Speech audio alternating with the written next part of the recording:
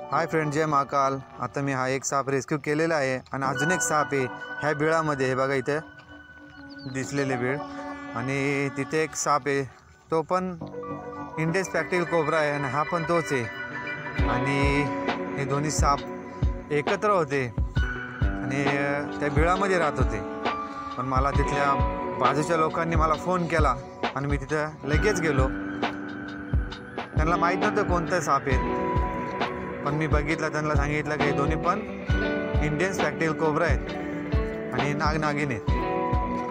कारण यांचा meeting period चालू होता, पण ते काही लोकांना बघून ते त्या बिळामध्ये गेले होते आणि मला रेस्क्यू करणं खूप गरजेचं होतं. कारण त्यांना मी रेस्क्यू नसतं केलं तर ते तिथे राहिले असते. मग कालांतराने त्यांची संख्या वाढली असते तिथे आणि त्या लोकांना पण भीती आणि सापांचा पण जीव धोक्यात होता. कारण कालांतराने त्यांना पिल्लं झाले असते काही महिन्यांनी आणि या लोकांना दिसले त्यांनी मारलेच असते नक्कीच. मला रेस्क्यू करणं खूप गरजेचं होतं आणि मी पहिला साप खूप छान पद्धतीत रेस्क्यू केला आणि शांत होते ते. कारण मी जास्त कोणत्याच सापांना टॉर्चर करत नाही, एकदम शांत पद्धतीच पकडतो, त्यांना हँडल करतो. कारण मला ते आवडतच नाही त्यांना जास्त टॉर्चर करणं. फक्त मी चेक करत होतो की साप किती ॲक्टिव्ह, फक्त तेच बघत होतो. तिथले लोक बघा, छोटे छोटे मुलं पण होते तिथे. मला पकडणं खूप गरजेचं होते. साप बाजूला घरं आहेत आणि असे मोठे साप असले तर रेस्क्यू करणं, जंगलात सोडणं खूप गरजेचं आहे. कारण त्यांना पिल्लं होणार आणि त्यांची तिथं संख्या वाढणार आणि तिथल्या पब्लिकला पण भीती आणि सापांना पण भीती. सुरुवातीला असं वाटलं होतं भेटणार नाही, कारण मी शेवटी लाचचा पर्याय एक JCB लावून तिथलं ते बीळ खोदलं. कारण तिथं खूप ढिगारा होता, तो पूर्ण काढला आणि त्याला यशस्वीत रेस्क्यू केलं. दुसरा पण साप आता मी काढतो, बघा तुम्ही, तो पण निघेल. खूप छान पद्धतीने आणि मस्त साप होते, बिग साईजमध्ये होते, लांबीला पण एकदम. मित्रांनो, असे विषारी साप जर का तुमच्या घराच्या आजूबाजूला असतील तर नक्कीच सर्पमित्राला बोलवा. कारण ते नक्कीच रेस्क्यू करून लांब जंगलात सोडतील. त्यांचा पण जीव वाचेल आणि तिथल्या लोकांचा पण. हे बघा कसं निघतं साप, तो पण त्याच बिळात होता. दोघे बी मस्त एकदम छान पद्धतीत होते दोघे बी. पण दोघांना एकत्र पकडलं मी आणि ते गरजेचं होतं, कारण त्यांना दोघांना सुखरूप मी जंगलातच सोडलं. मित्रांनो, काही लोकांना असा पण गैरसमज होतो की नागिन आहे म्हटलं तर डोक धरेल की काय. असं काही नसतंय. साप कधीच डोक धरत नाही, कारण त्यांना तेवढी मेमरी नसती त्यांना डोक धरण्याची.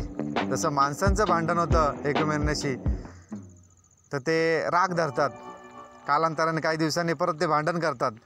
तसं ह्या प्राण्यांचं नाही आहे. साप कधीच डोक धरत नाही, त्याला तेवढी मेमरी नसती. त्याला फक्त समोर दिसल्यावरतीच तो फक्त अटॅक करतो, भीती वाटली तर, नाही तर नाही करत. आणि बघा लोकांमध्ये कसा गैरसमज आहे. ते बोलत आहेत की हा कपडा त्यांच्या अंगावरून जरा फिरून दाखवा म्हणून, आम्हाला ठेवायचं आहे देवाऱ्यात वगैरे. त्यांची श्रद्धा होती ती, म्हणून मी त्यांचं ते काम करून दिलं. तर मला तर माहिती आहे ही अंधश्रद्धा आहे, असं काही नसतंय खरं म्हणजे. पण त्यांची इच्छा होती म्हणून ती पूर्ण केली मी. तेव्हा ते माझं काम आहे ते तसं करणं, कारण त्यांचा पण मन शांत झालं पाहिजे म्हणून. आणि हा दुसरा साप पण चांगल्या पद्धतीने रेस्क्यू केला.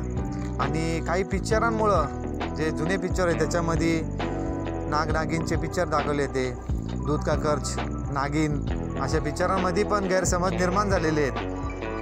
कारण साप डोक धरतं वगैरे, याच्यामुळं दुसऱ्या पब्लिकमध्ये, जनतेमध्ये गैरसमज निर्माण झालेले आहेत आणि हे खूप चुकीचं आहे. त्या पिक्चरांमुळं लोकांमध्ये खूप वेगळा संदेश गेलेला आहे. असे पिक्चर नाही निघाले पाहिजे, कारण त्याच्याने सापांचा पण जीव धोक्यात येतो. कारण लोकांना वाटतं डोक धरतात मग मारून टाका, पण असं नाही झालं पाहिजे. खूप छान पद्धतीत आहे आणि प्रत्येक सर्पमित्राला कॉल करून बोलवणं गरजेचं आहे. तुम्हाला मारू नका सापांना, कारण तो एक पर्यावरणाचा भाग आहे, निसर्गाचा भाग आहे तो.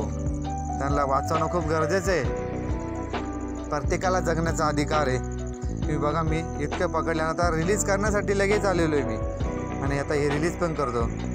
याच्यामध्ये शॉर्ट व्हिडिओमध्ये मी पहिले टाकलेली ही व्हिडिओ, तर शॉर्ट व्हिडिओमध्ये आहे पण मी ती फक्त सोडताना दाखवलेली. पण आता मी पुन्हा बनवलेली व्हिडिओ, कारण ते पण व्हिडिओ मला टाकणं गरजेचं होतं. बघा किती मोठे होते व्यवस्थित आणि रिलीज केलेले मी. ही व्हिडिओ तुम्हाला आवडली असेल तर नक्कीच लाईक आणि सबस्क्राईब करा आणि कृपा करून तुम्ही कोणीही सापडला मारण्याचा प्रयत्न करू नका. सर्पमित्राला कॉल करा, कारण साप रागीट नसतो, असं काही नाही. पाय पडला तरच तो चावतो आणि डोकं वगैरे काही धरत नाही. आणि काही लोक बोलतात का नाग आणि धामण रॅट स्नॅक यांचं पण जोडी असती, असं काही नसतंय. धामण वेगळी जाते त्यांची आणि नागाची वेगळी जाते, प्रत्येकाचं एक वेगळं ठरलेलं असतं.